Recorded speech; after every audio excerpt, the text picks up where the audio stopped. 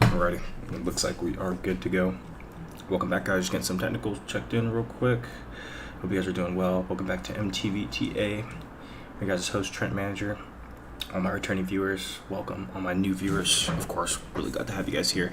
Let's get some quick things checked out before we get started, guys. I got a little bit of a shorter kind of video stream today. We don't have too much to go over just because, like I said on last week, got a crazy week coming up, just lots of moving and different things going on, but I'm still going to bring you guys this regular scheduled information, just kind of going to condense it today.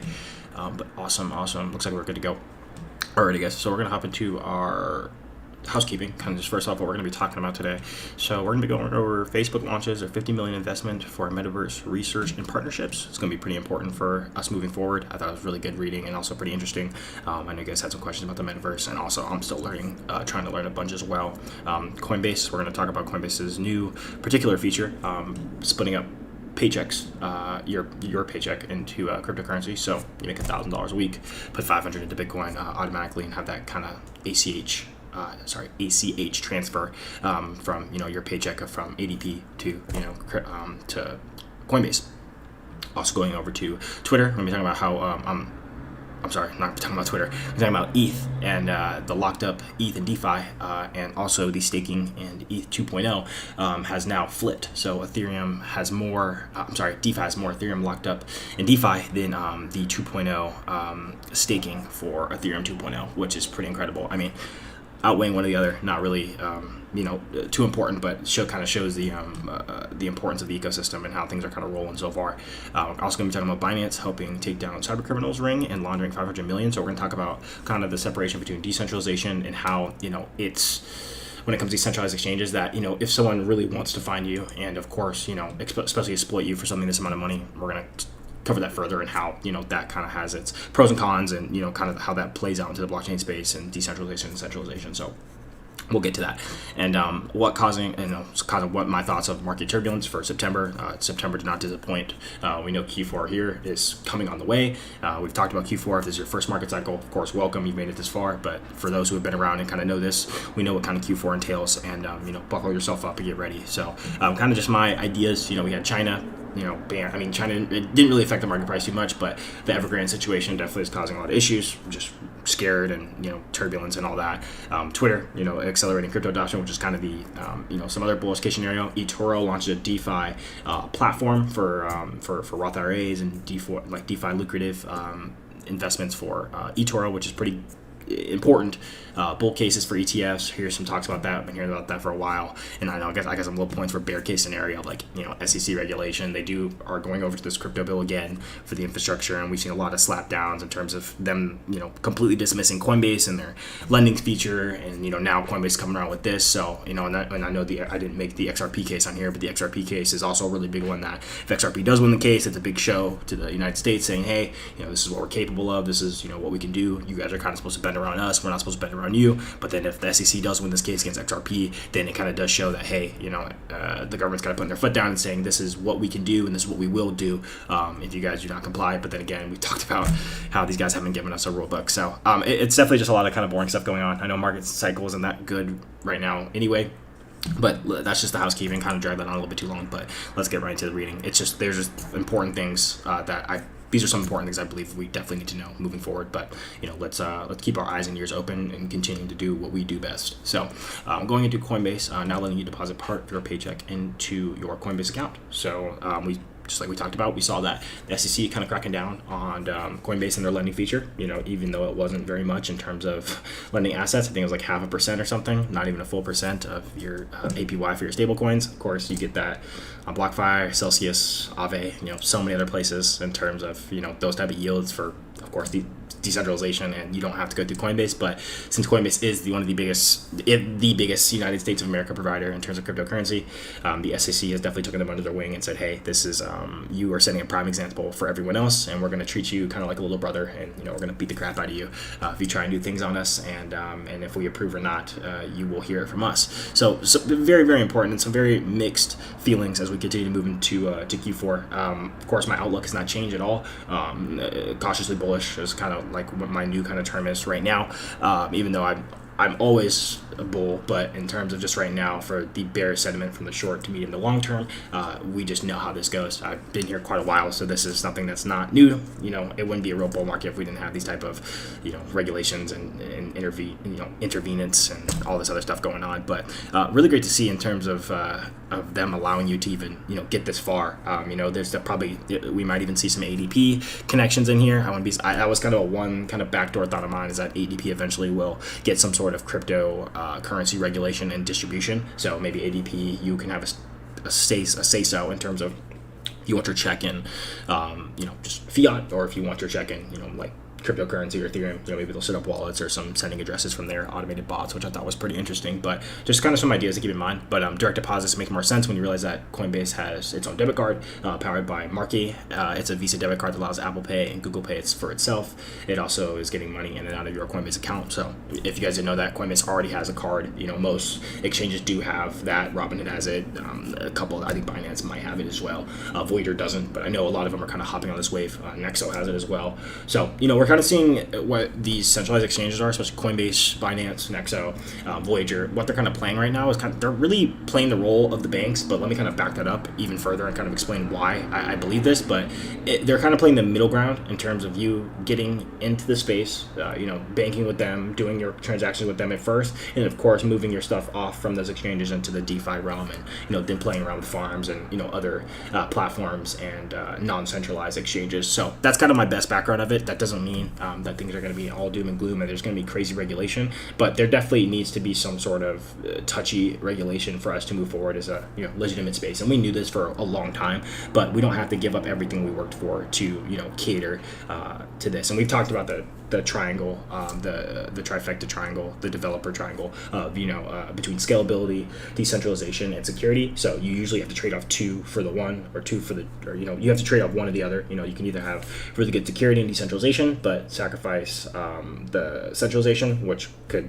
possibly mean that that's why sometimes higher fees occur, and there are some other things that play a role in each trade-off, and we've had some previous talks about those. But just kind of something to keep in mind as you guys kind of move forward and kind of evaluate these centralized exchanges, because I know, especially when things get heated, we've known exchanges to continuously go out for selling, buying dips, and that's one of the reasons I do advise not keeping all your cryptocurrency in one basket, because things can really get crazy. Sorry guys, let me turn off my phone real quick. But also going into Facebook, launching their $50 million investment into the Metaverse and research partners. This was also a really good one I like to see. We've talked about Facebook and other companies, especially media and social media companies, about their investments in the Metaverse and how that's kind of going to work. We've talked about the shift of how things will navigate, as we do believe with play to earn and pay to borrow, such as crypto-backed loans and other engagements, to where the product is free, but just because the product is free, that means you're the product. You guys have probably heard that before. That's not anything new, but especially when it comes to this, we're seeing a lot more play to earn, to where people in other third world countries are making a full living off playing cryptocurrency games, taking your time on the protocol and divvying that out into tokens or NFTs that retain value and of course appreciate in value. So that's really something to keep our eyes on as well. But getting back to the Metaverse, we talked about what the Metaverse is and how it definitely can cater to these media companies in terms of virtual concerts, NFT integration for special events, holding things of value. We've talked about NBA Top Shot. I know Lil Uzi had his NFT drop the other day, which is pretty nuts. I don't know what the floor price is for those right now. It was on the Solana network, but you can see how, and I know in some of those rare NFTs you get like backdoor tickets. You get like all these special things that kind of drive the community together. And of course, NFTs. We talk about them here and there, but in terms of if you see just the deeper root of not just art and other engagements that the Metaverse and NFTs kind of have together for pushing the media and other companies forward, you can see how that can be a very good attention grabber and of course a retention for those social media companies. There's nothing better than play to earn and play to borrow and all those actually exchanging your time for some sort of valuable currency or asset. So that's something to keep in mind with this, and that's kind of just what I wanted to put in your guys' head. So even key areas down here, I already read this, so I kind of jumped jumble these thoughts before we get on live stream, so I don't have to read, off the chart. But sometimes I do go back to, just brief myself. But economic opportunity, privacy, safety, integration, equity, inclusion, that's exactly what we pretty much talked about in that minute and a half segment. But keep your eyes out. And a quote here I missed: just like the internet and the metaverse exists, whether Facebook is there or not. The company said Zuckerberg has been a pretty big advocate for the metaverse, of course, because it brings money, and every company, of course, is always trying to be ahead of their competition and be in that new area as to what is going to keep them going forward. So that's some things to keep in mind, and we will continue to move from that. Sorry guys, I just wanted to make sure that chat wasn't doing. Okay, I think we're good. Awesome, sounds good. Moving on to Twitter, this is another really good, important, really great catalyst to see, and we're going to get into some TA here in a second. I know markets aren't doing too well today, but other than that, ETH stake just flipped ETH and Defi, so two huge markets that have now soaked up 13% of supply. Actually, I did get that confused at the beginning, I'm sorry. The ETH staked is more than DeFi locked up, not the other way around. So really what this means, we've talked about at the beginning, is that we have Ethereum 2.0 staking, which is about 2 years away. End of 2022 is a hard estimate right now for ETH 2.0 release. Of course, you don't have to stake any Ethereum that you don't need for the next 2 years. I do have some stakes just because I do believe in the project of Ethereum. It makes my job possible, and I think it's a good investment long term.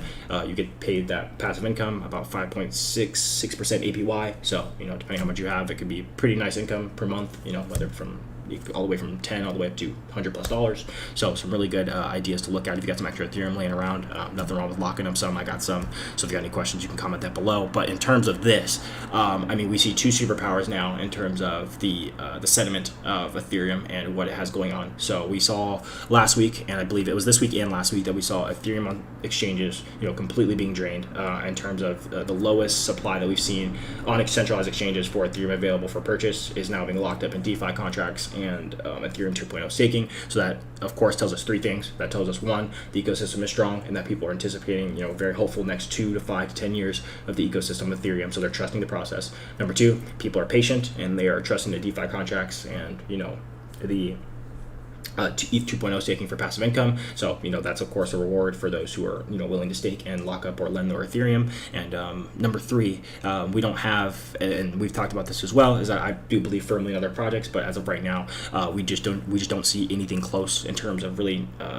competing at a full force with Ethereum right now. I know I get a lot of slack for that, a lot of heat, but let me kind of explain that. Is that love Solana, there are a lot of great projects, Polkadot, and there are others that I believe will take a good chunk of market share in the future, in the medium to long term future. But as of right now, in terms of what the construction is looking like, the infrastructure, and the overall just flow of Ethereum, yes, gas fees are crazy, but we're working on that, and things are getting more under control by the day. But in terms of, we just need time for a lot of these other projects to scale to where Ethereum is at. So in terms of connecting back to those 2 points at the beginning, really where I can wrap up with that is that in terms of the comparison, this is the safest bet you're going to have in terms of the second largest crypto in the world, and of course the leading DeFi application layer shooter for altcoins, and of course the overall layer for layer 2 solutions and Arbitrum. So that's kind of where I stick with my Ethereum. But this is something to really not ignore, and we're going to kind of pay attention to this as it keeps going on. So pay attention to how much ETH is locked and really what's going on in the ecosystem. Really, really important, because that's pretty bullish. That's pretty bullish to see. But also, kind of lastly on our readings before we go into the chart to kind of wrap up for the day, we're going to be talking about Binance helps takes down cybercriminals and ring of laundering, $500 million in ransomware. So ransomware has been kind of the main been one of the main security breach issues for a lot of companies. The Colonial Pipeline was one of them. We talked about that earlier in this year. How, and if those who don't know what ransomware is, ransomware is just So I'll just give a little bit of example. So song a virus or a keylogger or something in maybe a work computer. So let's say a parent works at the Colonial Pipeline. So someone sent an email, something fishy to email. Someone clicked that link address. You guys know pretty well about how keyloggers get in your system. They act pretty stealth. They sit in document files and other kind of Windows friendly documents that aren't really scanned often. And then when they're connected to the main server, whether you're at work or wherever, something secure, then they can upload themselves, or they can kind of lay low until they get the correct activation, and then they can of course come to the user and say, hey, we want this amount of money, or else we're going to leak documents, or we want this amount of money, or else we're going to self-destruct permanent files and files that are very sensitive to you. And that's really how things are exchanged, unless you pay this amount of money, and usually it's in crypto or some sort of lucrative payment system. So how Binance comes together with this engineering project of Operation, it's called Fancy Cat, is that I thought this was pretty interesting how they did a layout right here, which is pretty interesting. So let me zoom in a little bit here. So they can kind of spot, and before I even get to this right now, let me even take a step back. So, now people are kind of asking, like, where's the decentralization? How do people know this? This is a public ledger. We know everything that's posted. Blocks cannot be reorganized without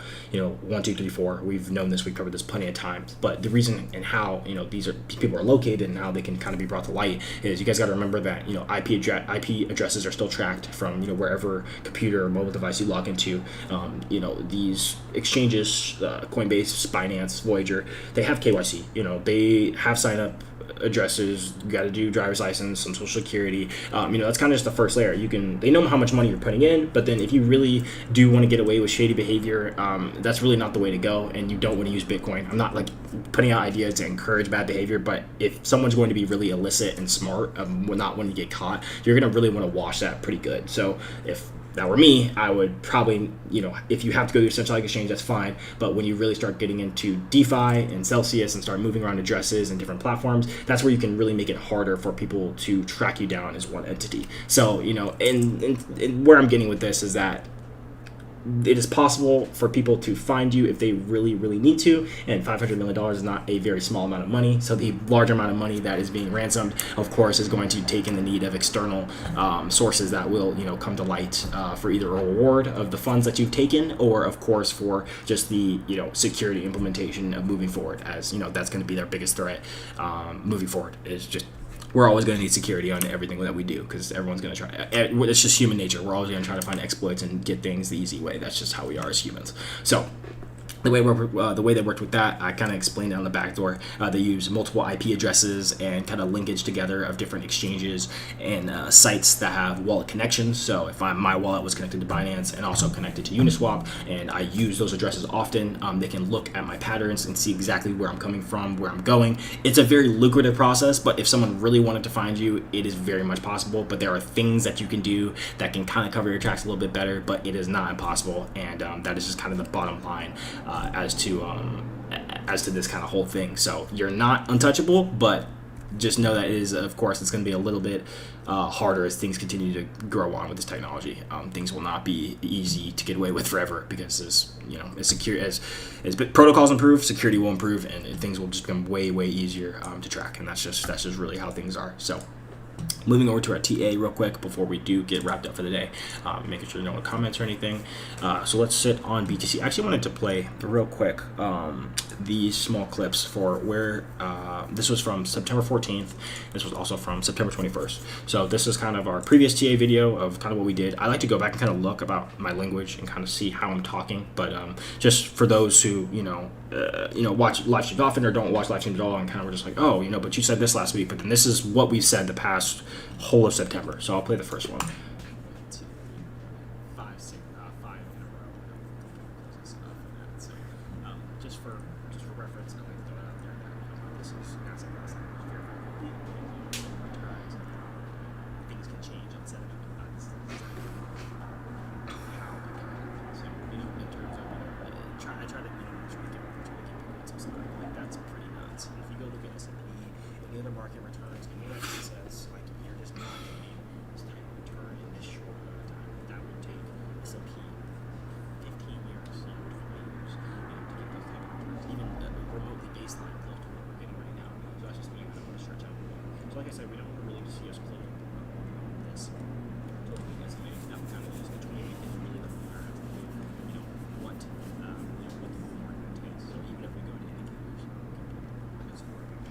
Then moving over to, we're going to move over to 21st as well.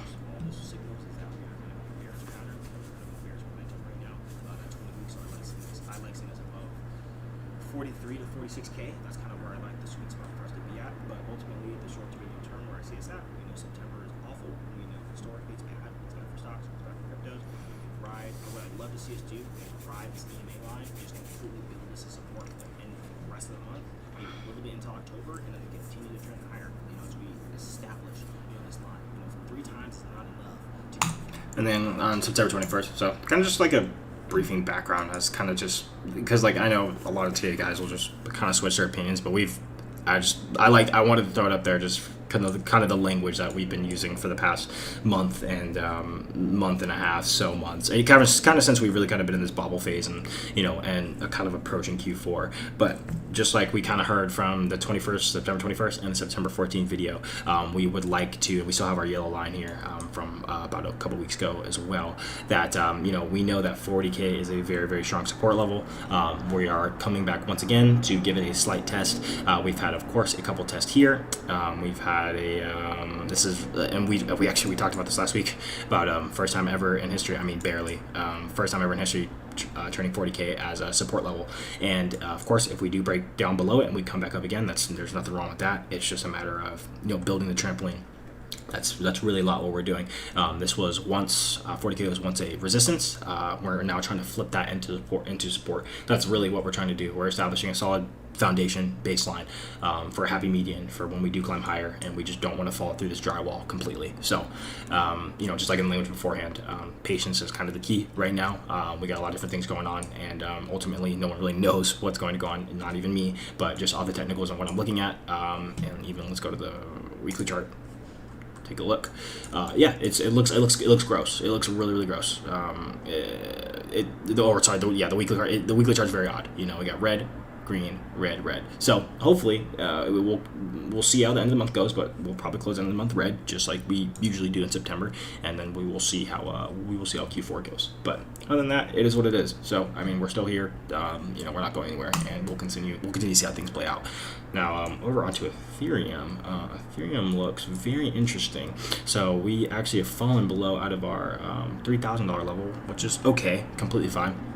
But in my opinion, Ethereum looks a lot better than Bitcoin in terms of the technical charts. So now what we're seeing now is that we treated 3K as a support level for a little while, but I don't think, me personally, even still, I don't think this is long enough to officially validate, this level as support. I mean, sitting there for 23 days, I think that's a good amount of time, but I don't think enough for in terms of an event or anything else to strengthen this line. I don't think 23 days is enough. So this really didn't shock me at all, and I mean, kind of just me. This kind of gives a better buying opportunity in my eyes. Anything below 3K, I think, is a pretty good grab. So if we go to the weekly chart, same thing. We know how bad September is. So terrible on the weekly, just pretty 1, 2, 3, 4 weekly red closes. So it is what it is. Nothing too much more to cover on the charts. Is that really it ultimately is patience at this time. We just kind of know how this goes. We saw it last year. We saw it last year as well, and this is something we'll just get to it next month, because we only got, let's see how many more days we got. We literally have less than 4 days. We got counting today, 1, 2, we have 3 days left in September. So let's see how it plays out, and I think we'll be just okay, guys. So other than that, guys, I think that's all I had for today in terms of the live stream today. So share this with friends or family, anyone you believe would benefit from this video, and I will see you guys on Thursday. I'll give you guys an update in case anything changes. Like I said, you guys notice all the stuff is off the wall here. We're moving, getting some things ready. So if things change, I'll send an email, and we'll plug in with some readings or maybe a short little check-in video or something. But other than that, guys, thanks so much. I really appreciate it, and I will see you guys